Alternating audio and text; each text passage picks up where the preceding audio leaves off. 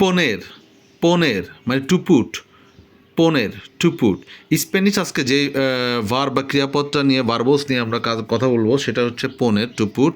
পনের বিভিন্ন ফর্ম হচ্ছে প্রেজেন্টে পঙ্গো, পঙ্গো, পনের, পনে, পনেমোস, পনেইস, পোনেন। পঙ্গোটা হচ্ছে ইয়ো পোনেন, ইয়ো পোনেন, ইয়ো মানে আমি, ইয়ো পঙ্গো মানে আই পুট। পঙ্গোটা কেন হলো? যেহেতু ইয়ো আছে এর জন্য পনেরের ইয়ারটা সরে গিয়ে পঙ্গোটা হলো। এটা যারা ভার্বের বেসিক যেটা নিয়ে যারা কাজ করেছেন তারা জানতে পারবেন, সেটা নিয়ে আলাদা আপনারা দেখতে পারেন আমার অন্য আলাপ।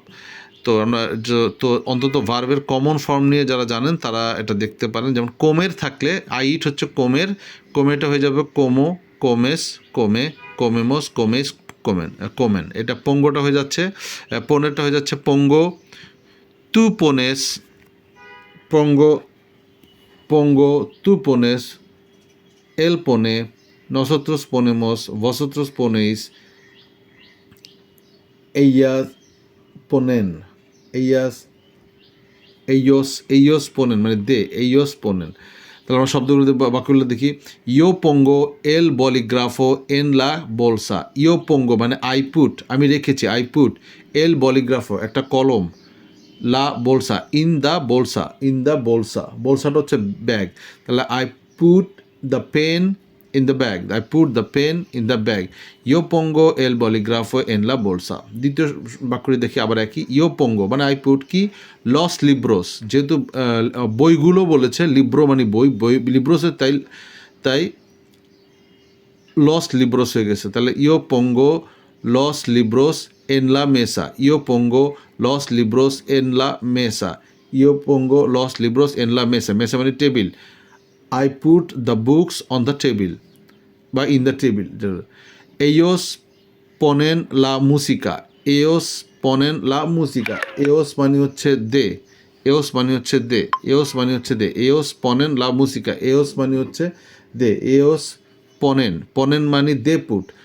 তো আমি শুধু পনেন লিখলে হবে, পনেন লা মুজিকা বললেও হবে। তাহলে কিন্তু ellos ponen la música, they put on the music মানে ¿qué pones en la mesa? ¿Qué pones en la mesa?